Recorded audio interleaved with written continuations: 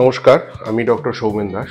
আজকে যে বিষয়টা নিয়ে কথা বলবো সেটা হচ্ছে ব্রেস্ট ক্যান্সারের 5টি চিহ্ন, অর্থাৎ 5 signs of breast cancer. Number 1 sign সেটা হচ্ছে ব্রেস্ট লাম্প, অর্থাৎ ব্রেস্টে কোনো দলা মতো পাওয়া। 2, nipple discharge, specially bloody nipple discharge. 3, nipple retraction, অর্থাৎ নিপল ভেতরের দিকে ঢুকে যাওয়া। 4, ব্রেস্টের আকারগত হঠাৎ করে পরিবর্তন হওয়া, অথবা ব্রেস্টের চামড়ার ওপর কোনো আলসার বা ঘা যেটা সারছে না, এর সাথে কোনো এরিয়া কুঁচকে যাওয়া বা পাকারিং। 5, অ্যাক্সিলা বা আর্মপিট বা বগলে কোনো নতুন করে লাম্প পাওয়া। এবার একটা একটা করে আসি। প্রথম সিমটম যেটা হচ্ছে ব্রেস্ট লাম্প, এবং ভারতবর্ষে ব্রেস্ট ক্যান্সারের কমনেস্ট সিমটম হচ্ছে ব্রেস্ট লাম্প। নতুন করে তৈরি হওয়া ব্রেস্টের মধ্যে কোনো লাম্প বা দলা যদি আমরা পাই, তাহলে কিন্তু সেটা একবার ডাক্তারবাবুকে দেখিয়ে পরামর্শ করে নেওয়া উচিত। মনে রাখবেন, মাঝ বয়সে বা ছোটবেলায় যে লাম্পগুলো হয় সাধারণত সেইগুলো থেকে কিন্তু ক্যান্সার হওয়ার সম্ভাবনা কম। যদি 10 জনের ব্রেস্ট লাম্প থাকে, তার মধ্যে মাত্র 1 জনেরই ক্যান্সার বা ম্যালিগনেন্সি ধরা পড়বে। সুতরাং 1 out of 10 হচ্ছে ব্রেস্ট ক্যান্সারের ratio in case of breast lump. বাকি 9 জনের লাম্পই কিন্তু ব্রেস্ট ক্যান্সারাস নয়। আরেকটি খুব ইম্পর্টেন্ট জিনিস, সেটা হচ্ছে অনেক রোগীরাই আমাকে বলেন যে ডাক্তারবাবু, আমার এই লাম্পটা হয়েছে কিন্তু এতে কোনো ব্যথা নেই, পেনলেস।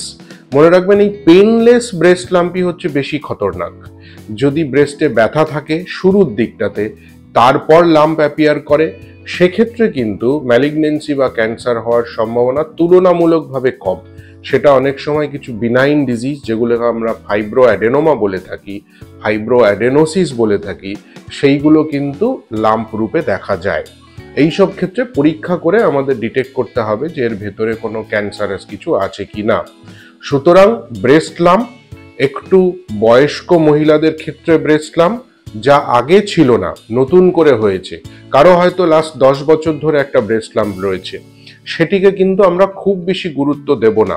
তার কারণ যে 10 বছর ধরে রয়েছে সাধারণত সেটা ম্যালিগনেন্ট হয় না। এবং এর সাথে সাথে এটাও মনে রাখতে হবে যে একটা লাম্প ছোট ছিল 10 বছর থেকে, এবার রিসেন্টলি দেখা গেছে সেটা অনেকটা বেড়ে গেছে, সেক্ষেত্রেও কিন্তু আমাদের ডাক্তারবাবুর কাছে যেতে হবে। তাহলে প্রথম সিমটম হচ্ছে ব্রেস্ট লাম্প, এবং বিশেষত একটু বয়স্ক মহিলাদের ক্ষেত্রে নতুন করে পাওয়া ব্রেস্ট লাম্প, যা ব্যথাহীন, অর্থাৎ ব্যথা নেই। এই জিনিসটা কিন্তু অ্যাকচুয়ালি আমাদের জন্য ভালো লক্ষণ নয়। দ্বিতীয় যে সিমটমটা সেটা হচ্ছে নিপল ডিসচার্জ, অর্থাৎ স্তনবৃন্ত থেকে রসক্ষরণ। সাধারণত ক্যান্সারে দেখা যায় যে লাল বা রক্তক্ষরণ হয়, তবে মনে রাখবেন স্তনবৃন্ত থেকে রক্তক্ষরণ বা নিপল ব্লাডি ডিসচার্জ মানেই যে ক্যান্সার তা কিন্তু নয়। এর কমনেস্ট কজ, অর্থাৎ খুব প্রধান কারণ হচ্ছে ডাক্ট প্যাপিলোমা বলে একটা রোগ হয়, যেটা কিন্তু ক্যান্সারাস নয়। আমাদের যে মিল্ক ডাক্টগুলো থাকে তার মধ্যে একটা ছোট্ট টিউমার, যেটা থেকে অল্প অল্প করে রক্তক্ষরণ হয়ে নিপলের মধ্যে দিয়ে বেরোচ্ছে। সুতরাং ব্লাডি ডিসচার্জ পার নিপল, স্পেশালি এক পাশ থেকে যদি হয়, তাহলে কিন্তু সেটা একটা ক্যান্সারের লক্ষণ হওয়ার সম্ভাবনা আছে। আমাদেরকে পরীক্ষা করে দেখতে হবে যে তার মধ্যে ক্যান্সার আছে কি নেই। এছাড়া কিছু কিছু ক্ষেত্রে পাস বা পুরুলেন্ট ডিসচার্জ, তার সাথে সেরাস অর্থাৎ জল জলে মতো ডিসচার্জ, সেগুলোও কিন্তু হতে পারে। তৃতীয় জিনিস হচ্ছে নিপল রিট্রাকশন, অর্থাৎ নিপলটা ভেতরের দিকে ঢুকে যাওয়া। এটা কিন্তু অনেকের জন্মগত না হলেও যখন পিউবার্টি, যে সময় থেকে ঋতুস্রাব শুরু হয়, সেই সময় থেকেই কিন্তু দেখা যায় কারো কারো ব্রেস্ট ডেভেলপমেন্টেই দুপাশের ব্রেস্টে এরকম নিপলটা ভেতর দিকে ঢুকে আছে। কিন্তু যার আদারওয়াইজ নর্মাল নিপল ছিল, এইবারে হঠাৎ করে দেখা যাচ্ছে যে একটু ব্যথা, একটু টনটনে ভাব, তার সাথে নিপলটা ভেতরের দিকে ঢুকে যাচ্ছে, তাহলে কিন্তু মনে রাখতে হবে যে এটা ভালো সাইন নয়। আপনার উচিত একবার ডাক্তারবাবুর কাছে যোগাযোগ করা। নিপলের বেশ কিছু বিনাইন রোগ, অর্থাৎ যেগুলো ক্যান্সারাস নয়, যেমন নিপল এক্সিমা, যেমন নিপলের পেজেট ডিজিজ, এইসব কিন্তু অনেক সময় নিপল ভেতরে ঢুকে যাওয়ার একটা অন্যতম কারণ হয়।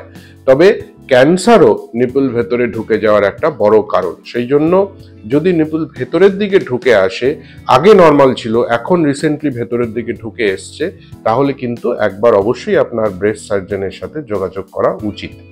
চতুর্থ জিনিস হচ্ছে স্কিনে কোনো চেঞ্জেস। ব্রেস্টের স্কিনে হঠাৎ করে কোনো আলসারেশন হয়েছে, আগে কোনো ট্রমা বা অ্যাবসেস অর্থাৎ কোনো রকম ইনফ্লামেশন, যেটা আমরা বলি জ্বর এসছে, ব্যথা হয়েছে, তারপর জায়গাটা লাল হয়ে তারপর ঘা হয়েছে, যেটা অনেক সময় যারা মাতৃদুগ্ধ পান করান অর্থাৎ ল্যাকটেটিং মায়েদের ক্ষেত্রে এটা অনেক সময় দেখা যায় যে ব্রেস্ট অ্যাবসেস হয়েছে, সেখান থেকে একটা ঘা হয়েছে।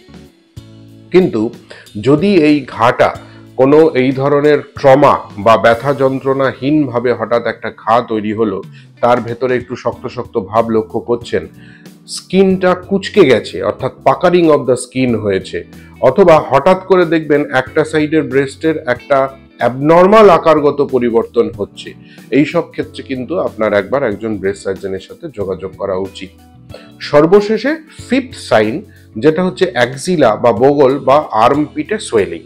অনেক সময় কি হয়, যখন ব্রেস্টে লাম্প তৈরি হয় বা ব্রেস্টে ক্যান্সার তৈরি হয়, তা ব্রেস্ট থেকে স্প্রেড করে কিন্তু বগলে বা আর্মপিটের গ্ল্যান্ডে পৌঁছয়।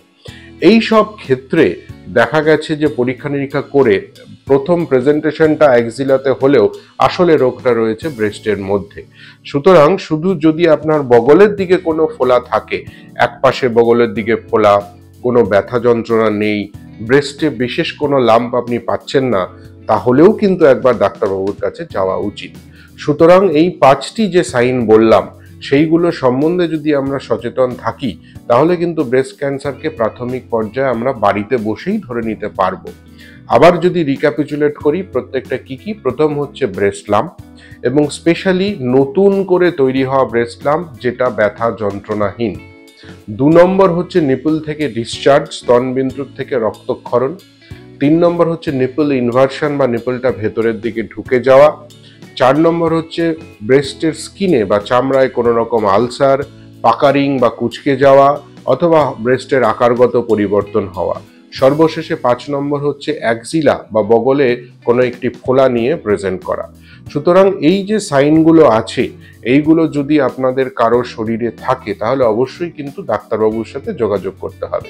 এর সাথে এটাও বলে রাখি, এইগুলো থাকা মানেই যে ব্রেস্ট ক্যান্সার, সুতরাং আজকে থেকেই আতঙ্কিত হয়ে গেলাম, সেরকমও কিন্তু নয়।